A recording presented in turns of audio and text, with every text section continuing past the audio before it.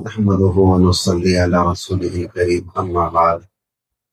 سورۃ الاحزاب کی ایک آیت ہے، اس آیت کریمہ میں ایک بڑا دلچسپ واقعہ ذکر کیا گیا ہے اور بہت ہی اہم مسئلہ بھی بیان کیا گیا ہے۔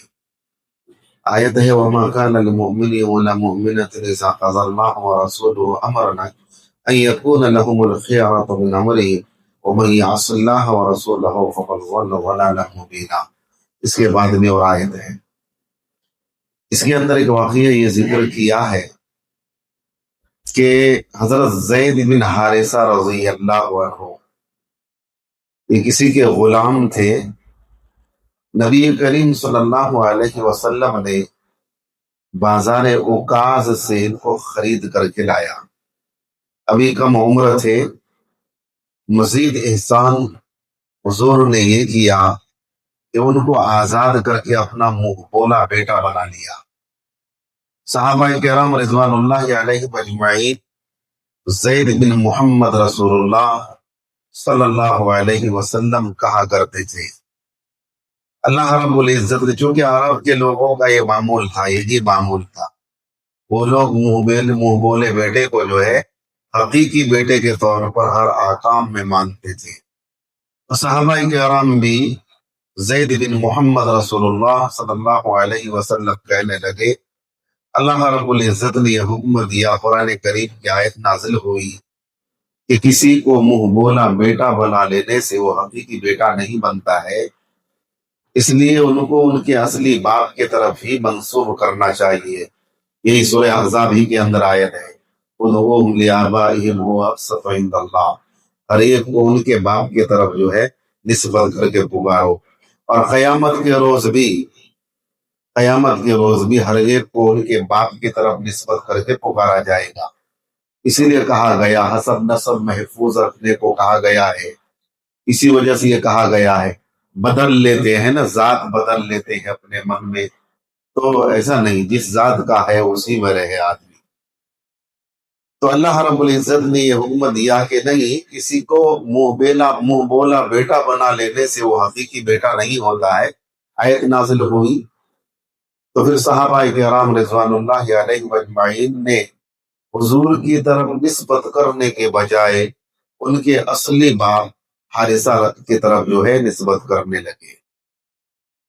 اچھا، ایک بات یہ بھی ہے کہ پورے قرآن کریم کے اندر انبیاء علیہم السلام کے علاوہ کسی اور صحابی کا نام نہیں ہے۔ بڑے سے بڑا صحابی حضرت ابو بکر صدیق رضی اللہ عنہ، حضرت عمر رضی اللہ عنہ، ان جیسے صحابہ کرام کے بھی نام قرآن کریم میں نہیں ہے، لیکن حضرت زید رضی اللہ عنہ کا نام قرآن کریم میں ہے، چونکہ اللہ رب العزت کی طرف سے یہ حکم نازل ہوا اور ولدیت کی جو نسبت تھی حضور کی طرف، یہ بہت بڑی نسبت تھی، اس نسبت سے محروم ہوئے تو اللہ تبارک و تعالی اس کا بدل یہ عنایت کیا کہ قرآن کریم میں ان کا نام ذکر فرما دیا۔ کیسے عظیم شخصیت ہوں گے کہ اللہ تبارک و تعالی نے قرآن میں ان کا ذکر فرمایا ہے، تو یہ احساس عطا فرمایا۔ قرآن کریم آپ ایک حرف پڑھیں گے تو 10 نیکیاں ملیں گی، صرف لفظ زید کوئی تلاوت کرتے ہوئے اس مقام پر پہنچ رہا ہے اور یہ لفظ پڑھ رہا ہے تو 30 نیکیاں ملیں گی۔ حضور اکرم صلی اللہ علیہ وسلم بھی بہت ایسا اکرام فرماتے تھے حضرت زید رضی اللہ عنہ کا۔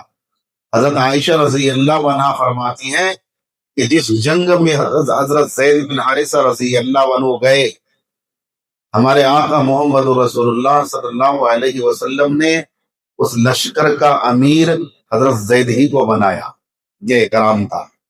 اور اسلام کے اندر غلامی، یعنی غلامی جو کہتے ہیں غلامی، یہ اس کا مقام ہے۔ اگر تعلیم و تربیت سے اندر صلاحیت پیدا ہو جائے تو اس کو مقتداؤں میں بھی شمار کر لیا جاتا ہے۔ جب جوان ہوئے حضرت زید بن حارثہ رضی اللہ عنہ تو حضور نے شادی کرنے کا ارادہ کیا، نکاح کرنے کا ارادہ کیا، تو اپنی پھوپھی کی لڑکی حضرت زینب بنت جہش رضی اللہ عنہ سے انہا سے ارادہ کیا کے ساتھ نکاح کیا جائے۔ آپ نے پیغام بھیجا تو حضرت زینب بنت جہش رضی اللہ عنہا نے انکار کر دیا، اور ان کے بھائی عبداللہ بن جہش رضی اللہ عنہ انہوں نے بھی انکار کر دیا، یہ کہہ کر کہ ہم حسب نسب میں اعلیٰ ہیں، اونچے ہیں۔ حضرت زید رضی اللہ عنہ پر ایک عیب لگا ہوا تھا، وہ یہ کہ غلام تھے اور حضور نے آزاد کیا تھا، تو یہ عیب، اسی عیب کی وجہ سے انکار کر دیا۔ اس پر یہ آیت کریمہ نازل ہوئی جو میں نے پہلے تلاوت کی ہے، اس کے اندر یہ کہا گیا جب اللہ کے حبیب صلی اللہ علیہ وسلم کوئی حکم دے تو اس حکم پر عمل کرنا واجب ہو جاتا ہے، اگرچہ شرعاً فی نفسی ہی وہ واجب اور ضروری نہ ہو، لیکن جب آپ نے حکم دے دیا تو اس پر عمل کرنا واجب ہو جاتا ہے، اگر عمل نہیں کریں گے تو گناہگار ہوں۔ وہ اس آیت کریمہ کے اندر ذکر کیا گیا ہے۔ جب یہ آیت کریمہ نازل ہوئی، حضرت زینب بنت جہش رضی اللہ عنہا نے آیت سنی اور حضرت عبداللہ بن جہش رضی اللہ عنہ نے بھی سنی آیت، تو اپنے انکار سے باز آ گئے، راضی ہو گئے نکاح پر۔ حضور اکرم صلی اللہ علیہ وسلم نے نکاح پڑھوایا اور خود اپنے طرف سے مہر ادا کیا۔ روایت کے اندر آتا ہے ایک بار برداری کا جانور، پورا زنانہ کپڑا، اور مہر میں 10 سرخ دینار جو تقریباً 4 تولے سونا، 60 درہم جو تقریباً 18 تولے چاندی، اور 50 مد آٹا تقریباً 25 سیر، اور 10 مد کھجور تقریباً 5 سیر، یہ جو ہے حضور نے اپنی طرف سے جو ہے ادا کیا۔ اس آیت کریمہ کے نزول کا مشہور جو ہے واقعہ یہی ہے، یہ جو ذکر کیا میں نے۔ ایک واقعہ اور ذکر کیا ہے اس کے ذیل میں، حضرت جلیبیب رضی اللہ عنہ کے بارے میں، ان کا بھی واقعہ ہے۔ حضور نے ایک انصاری صحابی کے پاس پیغام بھیجا تھا ان کے لیے، رشتے نکاح کے لیے، تو اس نے بھی انکار کر دیا کہ نہیں، میں حسب نسب میں اعلیٰ ہوں، مال میں اعلیٰ ہوں، اس لیے میں نہیں کروں گا۔ جب یہ آیت کریمہ نازل ہوئی تو پھر راضی ہو گئے، تیار ہو گئے۔ حضور نے حضرت جلیبیب رضی اللہ عنہ کے بارے میں دعا کی، اللہ رب العزت نے اتنا مال عنایت کیا، روایت کے اندر آتا ہے اتنا مال عنایت کیا، تفسیر میں یہ ذکر ہوا ہے سب سے اجلا اور سب سے بڑا گھر اور سب سے زیادہ خرچ اس کے گھر میں ہوتا تھا، اتنا مال عطا کیا۔ پھر کسی جنگ میں شہید ہوئے، نبی کریم صلی اللہ علیہ وسلم نے خود اپنے دست مبارک سے تجہیز و تکفین فرمائی، یہ واقعہ بھی ذکر کیا ہے۔ حضرت زینب رضی اللہ عنہ کا نکاح حضرت سید رضی اللہ عنہ سے ہو تو گیا، لیکن طبعی میلان نہیں ہوئی، آپس میں طبعی میلان نہیں ہوئی، جس کی وجہ سے حضرت زینب کی تیز زبان اور نسب کی شرافت کی وجہ سے اپنے آپ کو اونچا سمجھنا، جس کی وجہ سے اطاعت میں مکمل جو ہے اطاعت میں کوتاہی ہو رہی تھی۔ حضرت زید رضی اللہ عنہ حضور سے شکایت کرتے، یا رسول اللہ تیز زبان ہے اور اطاعت نہیں کرتی ہے۔ حضور فرماتے صبر کرو زید، صبر کرو، یہی فرماتے۔ ادھر وحی کے ذریعے سے حضور کو یہ بتا دیا گیا کہ دیکھیں حضرت زید ان کو طلاق دیں گے، پھر آپ سے حضرت زینب کا نکاح ہوگا، یہ وحی کے ذریعے سے بتا دیا گیا۔ حضرت زید رضی اللہ عنہ ایک مرتبہ اس غرض سے آئے، حضور سے شکایت کی اور ارادہ ظاہر کیا، میں انہیں طلاق دینا چاہتا ہوں۔ حضور اکرم صلی اللہ علیہ وسلم نے فرمایا زید صبر کرو، روکے رکھو، بندو طلاق، ڈرو اللہ سے، یہ فرمایا۔ حالانکہ حضور کو یہ بتا دیا گیا تھا کہ وہ چھوڑیں گے، پھر اس کے بعد آپ کے نکاح میں آئیں گی حضرت زینب بنت جہش رضی اللہ عنہا، لیکن پھر بھی حضور نے منع کیا۔ اس کی 2 وجہ تھی۔ ایک وجہ یہ کہ اسلام میں طلاق یہ اگرچہ جائز ہے، لیکن اب غض المباحات میں سے، جائز چیزوں میں سے سب سے ناپسندیدہ، یعنی ضرورت کے وقت جو ہے کہا گیا، اسی لیے جو ہے ممانعت کی جاتی ہے، روکا جاتا ہے، حد الامکان کوشش کرے چلائے، جب رشتہ ہو گیا ہے تو اس کو چلائے، اور شدید ضرورت ہو کہ آپس میں بن ہی نہیں رہا ہے، ایک دوسرے کے حقوق تلف ہو رہے ہیں، برباد ہو رہے ہیں، تب جو ہے آگے پھر دیکھا جائے۔ اسلام میں یہ پسندیدہ عمل نہیں ہے طلاق، اور طلاق کا اختیار مرد کو دیا ہے، عورت کو نہیں دیا ہے۔ مرد عورت کے مقابلے میں مسمود ہوتے، اگر عورت کو اختیار دے دیا جاتا تو دن میں شاید 4 مرتبہ وہ طلاق دیتے۔ عورت کو نہیں دیا گیا ہے، مرد کو دیا ہے، یہ متحمل مزاج ہوتے ہیں۔ قرآن میں کہا گیا ہے الرجال قوامون علی النساء، مردوں کے مقابلے میں عورتوں کے مقابلے میں مرد متحمل مزاج ہے، طاقتور ہے، سمجھدار زیادہ ہو رہی ہے۔ تو یہ ہے جی، اب غزل المباحات میں سے اس وجہ سے حضور نے جو ہے منع کیا، ایک یہ وجہ تھی۔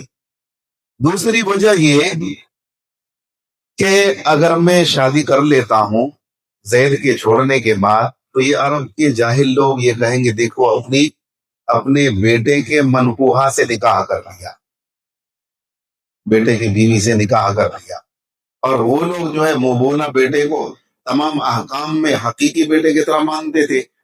یہ 2 چیزیں تھی جس کی وجہ سے حضور نے حضرت زید سے کہا کہ زید رہنے تو صبر کرو، رو کے رکھو، قرآن کریم میں ہم سے کہا لے رو کے رکھو، لیکن اللہ رب العزت نے فیصلہ کر دیا تھا۔ تو اس بات کے اوپر اللہ کا عتاب، محبوبانہ عتاب نازل ہوا۔ اے نبی، آپ جس کو چھپانا چاہتے ہیں دل میں، اللہ تبارک و تعالیٰ اس کو ظاہر کرنا چاہتا ہے۔ واللہ مبدی وتخشى الناس، آپ لوگوں سے جبتے لوگوں سے آپ ان کے طعن و تشنیع سے ڈرتے ہیں، حالانکہ اللہ زیادہ حقدار ہے ڈرنے کا کہ اللہ اسے ڈرا جائے۔ تو ان کے طعن و تشنیع سے آپ گھبرائیں نہیں، اللہ رب العزت نے یہ فیصلہ کر دیا ہے، زید طلاق دیں گے اور پھر زینب بنت جحش آپ کی نکاح میں آئے گی۔ ایسا ہی ہوا، پھر حضرت زید رضی اللہ عنہ نے طلاق دے دی۔ اس کے بعد پھر حضور اکرم صلی اللہ علیہ وسلم کے نکاح کے اندر حضرت زینب بنت جحش رضی اللہ عنہ آئی۔